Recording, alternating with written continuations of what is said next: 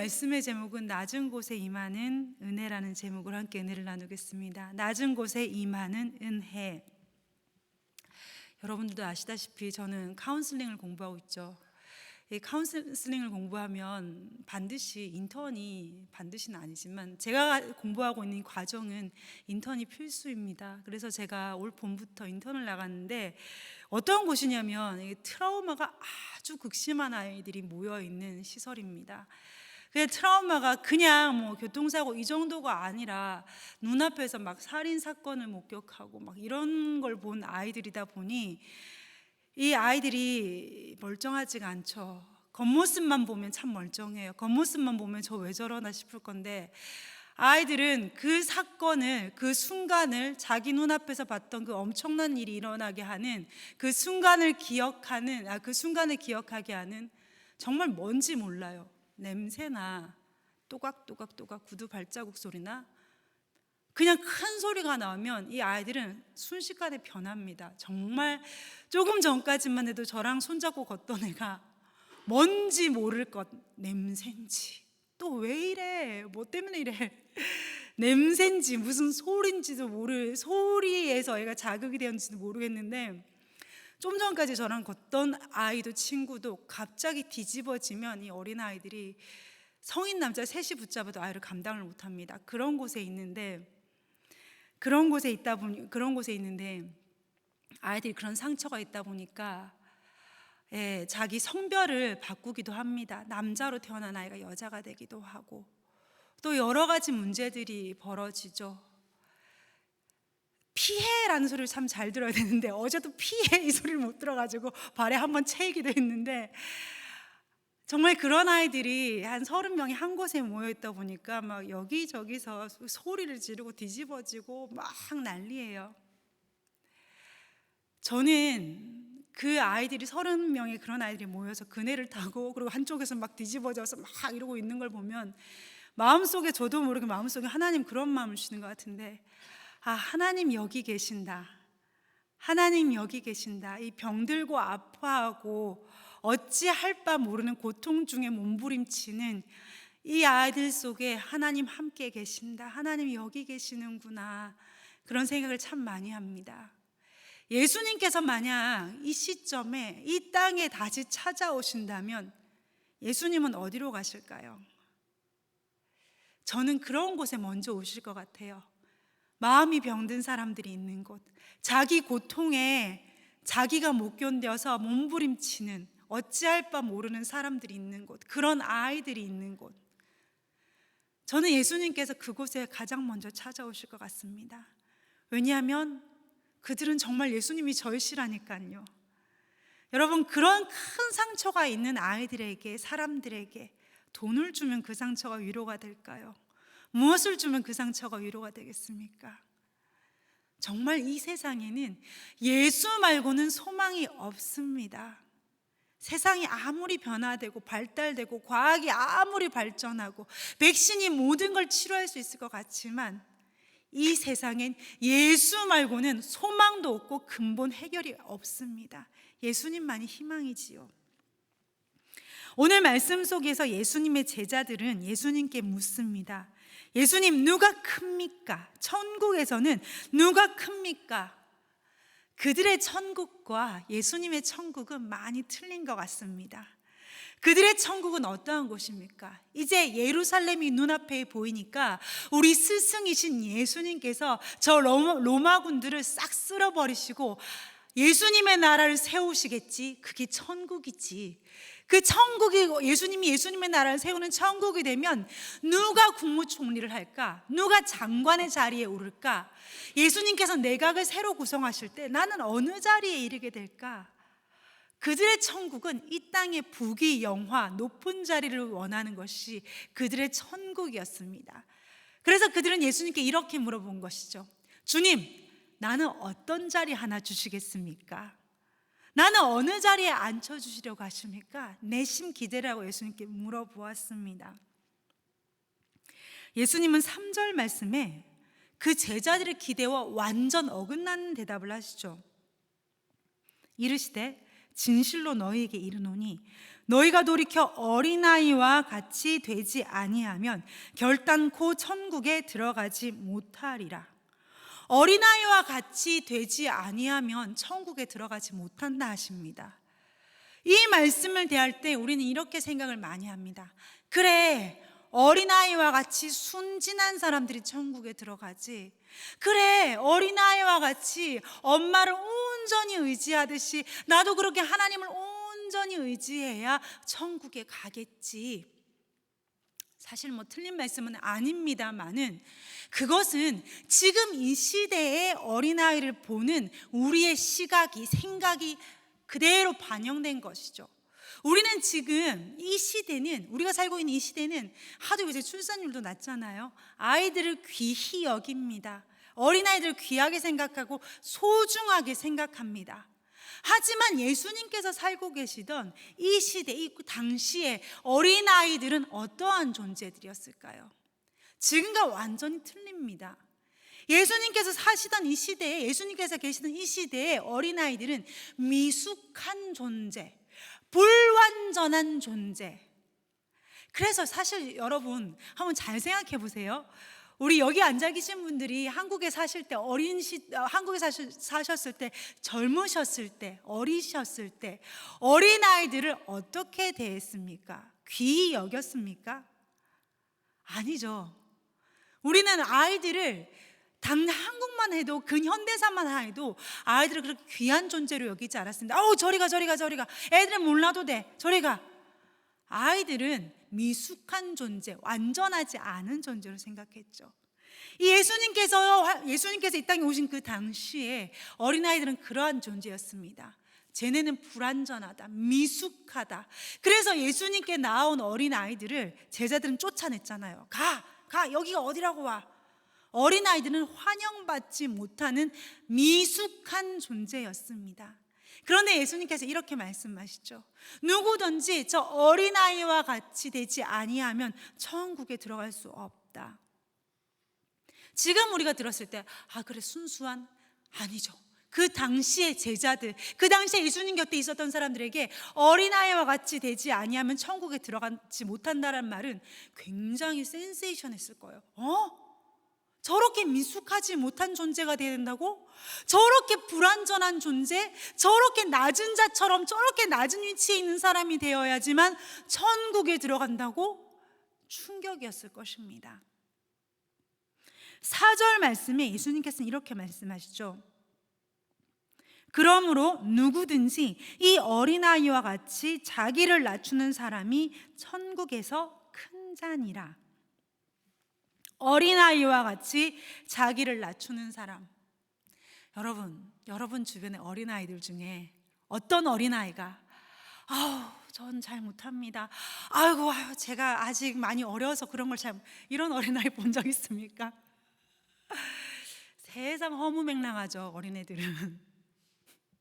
제가 주일날 우리 저는 유치원 맡고 있지 않습니까? 아이들에게 설교를 할 때 에덴 동산엔 호랑이도 있고, 그러면 애들이 이렇게 말해요. 저희 집에 사자 있어요. 옆에 그럼 지기 싫어서 말해요. 저희 집에 호랑이 있어요. 허무맹랑하죠. 그리고 어린아이들 어떻게 합니까? 목에 스카프 하나만 매면 높은 데서 그냥 아무 겁 없이 뛰어내려요. 나를 수 있다고 생각해요. 요거 하나만 매면. 어린아이들이 자기를 낮추는 존재들입니까? 아닙니다. 세상 허무맹랑해요, 그 친구들은. 그렇다면 어린아이와 같이 자기를 낮추는 사람이란 무슨 말씀이실까요? 자신을 낮은 위치에 두는 사람. 어린아이와 같이 어린아이들의 위치처럼, 그 당시 어린아이들의 위치가 낮은 위치였던 것처럼 자신을 낮은 위치에, 나는 보잘것없는 사람입니다. 우리가 아까 찬양했지요. 천부여 의지 없어서 손 들고 옵니다. 주 나를 박대하시면 내가 어디로 가겠습니까? 주님이 나를 박대하시면 나는 갈 데가 없습니다 라는 자기 스스로를 낮고 낮은, 가장 낮은 위치에, 자신의 위치가 가장 낮고 낮은 위치임을 자각하는 그 자만이 천국에 들어간다라는 것입니다. 예수님은 이렇게 말씀하십니다. 3절 4절을 통해서 이렇게 말씀하시죠. 천국에 들어갈 수 있는 사람은 어떠한 사람이냐면 자기 스스로를 나는 어리석습니다, 저는 미숙합니다, 나는 완전하지 못하고 불완전합니다, 나는 날마다 쓰러집니다, 그러므로 하나님의 은혜가 내게 필요합니다. 내가 가야 할 자리는 천국이 아닌 내가 가야 할 자리는 지옥의 한 구석인데 예수 그리스도의 은혜 붙잡고 내가 하나님 앞에 기어 나아갑니다 하는 그러한 자, 십자가 앞에 내가 누구인지 깨닫는 자, 예수 그리스도의 십자가의 은혜 아니면 나는 지옥의 불구덩이에 갈 수밖에 없는 나는 죄인이구나, 주 나를 박대하시면 나는 아무 데도 갈 곳 없는 나는 지극히 천한 자구나, 내 위치가 그 자리구나, 예수 그리스도의 은혜 아니면 나는 철저히 망하고 멸망할 수밖에 없는 그러한 천한 자이구나, 그걸 자각하고 그걸 인정하고 하나님 앞에 무릎으로 나아가는 그 자만이 천국에 들어간다라는 것입니다. 십자가 앞에서 우리 중에 그 누구도 예수 그리스도의 십자가 앞에 자기의 공로를 말할 수 있는 사람은 아무도 없습니다. 내가 이걸 좀 했는데, 내가 이렇게 헌신하는데, 내가 하나님 앞에 이렇게 바쳤는데, 예수 그리스도의 십자가 앞에 그것을 들이댈 수 있는 사람은 아무도 없습니다. 저는 성경에서 굉장히 좋아하는 고백이 있습니다. 나는 상한 갈대와 같습니다. 나는 꺼져가는 불꽃과 같습니다. 꺼져가는 심지와 같습니다. 왜 우리 한국교회 단골 기도 이렇게 앞에 문장이잖아요. 상한 갈대를 꺾지 아니하시고 꺼져가는 심지를 끄지 아니하시는 하나님. 우리는 하나님 앞에 그러한 존재들입니다.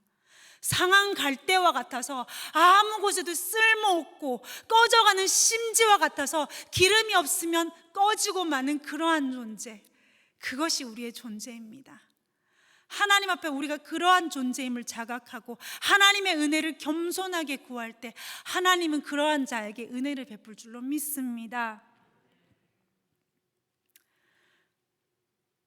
성경 역사를 보면, 성경에 보시면 어디에도 하나님은 자기 스스로를 높이는 자를 통해 역사하신 적이 없습니다.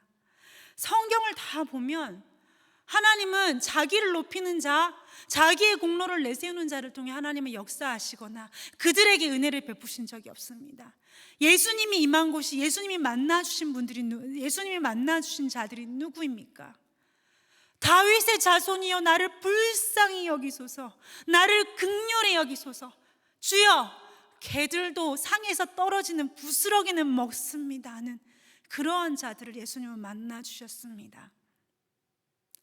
하나님은 철저히 낮은 자들, 철저히 나는 하나님 없이는 숨조차 쉬지 못합니다 라는 무력한 자들에게 하나님의 은혜는 임합니다.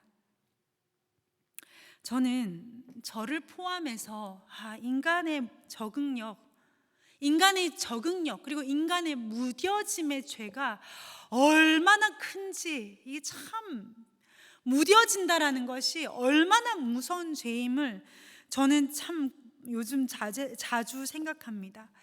우리가 처음에 사실 팬데믹을 맞닥뜨렸을 때 얼마나 놀랐습니까? 얼마나 두려웠어요? 인간이 이렇게 무력하구나. 보이지 않는 요 세균 하나로 우리의 일상이 다 무너지는구나. 하나님 정말 무섭습니다. 마지막 때가 진짜 다가왔구나. 우리 회개하자. 마지막 때다. 진짜 마지막 때다. 우리 회개하자. 우리 신앙이 지금 어떠할까 점검하고 회개하지 않았습니까? 그때 우리가 진짜 하나님을 얼마나 두려워했습니까? 근데 백신이 이렇게 퍼지고 우리의 일상이 어느 정도 회복된다 싶으니 우리는 또 무슨 생각을 합니까? 야, 어디가 좋다더라. 거기 한번 놀러 가보자. 우리 거기 가봐야 되지 않겠어? 마치 하나님의 능력을, 인간의 과학이 하나님의 능력을 극복할 수 있는 것처럼 우린 그렇게 생각합니다. 이게 끝일까요? 저는 코로나는 영화의 예고편 같아요. 본편이 어떻게 펼쳐질 거야? 앞으로 진짜 영화가 본편이 어떻게 펼쳐질 거야, 이걸 보여주는 게 예고편이잖아요. 예고편, 영화 예고편 보면 이게 앞으로 이렇게, 이 영화가 이렇게 되겠구나, 우리 알죠. 마찬가지로 저는 이 코로나가, 이 팬데믹이 본편의 예고편인 것 같아요. 이게 끝이 아닙니다. 앞으로 예수님 오시기 전에 어떠한 일이 일어날 거라는 걸 살짝 짤막하게 우리한테 보여주시면서 하나님께서 우리에게 하시고자 하는 말씀은 뭘까요? 준비해라. 니네 마음 준비 단단히 해라. 앞으로 이런 일이 펼쳐질 거야. 준비해라. 그때를 준비해라. 너의 영혼의 때를 준비해라. 하나님께서 주시는 예고편인데 우리는 그걸 망각하고, 백신을 이렇게 맞았으니까 우리는 이제 괜찮을 거야, 우리는 다시 옛날로 돌아갈 수 있을 거야. 인간의 과학이 하나님의 재앙을 우리가 이겼어. 참 무섭죠. 무뎌짐의 죄가 이렇게 두려운 것입니다. 우리를 살게 하시고 우리의 하루하루를 지켜주는 것은 백신이 아닙니다. 하나님의 은혜입니다. 하나님의 손길이 우리를 지켜주시고 우리를 하루하루 숨쉬게 하는 것은 하나님의 은혜이고 하나님의 지켜주심이라는 것입니다. 우리 중에 그 누구도, 여기 앉아있는, 그리고 저를 포함한 우리 중에 그 누구도 하나님이 이 순간 우리의 세포 하나를 치시면 이 자리에서 일어날 수 있는 사람은 아무도 없습니다. 우리는 하나님 앞에 철저히 무력하고 철저히 하나님 앞에 우리는 무가치한 자들입니다. 하나님의 은혜 아니면 아무것도 할 수 없습니다. 성경에 잠언 30장 8절에서 9절 말씀에 이렇게 이야기합니다. 이렇게 말씀하십니다. 나로 가난하게도 마옵시고 부하게도 마옵시고 오직 필요한 양식으로 내게 먹이시옵소서. 혹 내가 배불러서 하나님을 모른다, 여호와가 누구냐 할까 하오며, 혹 내가 가난하여 도적질하여 내 하나님의 이름을 욕되게 할까 두려워함이니이다. 우리에게는 이 자세가 필요합니다. 내가 너무 배불러서 하나님 필요 없어, 인간의 과학이면 충분해 라고 할까 두렵고, 또 우리가 너무 가난하고 힘들어서 도둑질해서 남의 것을 속이고 빼앗아서, 인간의 본능이란 그렇잖아요. 하나님의 이름을 욕되게 할까, 그것도 두렵습니다. 그러므로 하나님, 나를 가난하게도 하지 마시고 부하게도 하지 마옵소서. 이 잠언 30장 8절과 9절의 이 말씀이 오늘 우리가 기억해야 될 우리의 자세라고 저는 믿습니다. 우리에게는 이 마음이 필요합니다. 나는 아무것도 아닙니다. 날마다 순간순간 나를 살게 하시는 하나님의 은혜가 필요합니다. 우리가 하나님 앞에 드려야 될 고백임을 믿습니다. 기억하십시오. 물과 은혜는 낮은 곳으로 임합니다. 물과 하나님의 은혜는 낮은 곳으로 임한다는 사실 기억하는 우리 모두가 되기를 원합니다. 함께 기도하시겠습니다.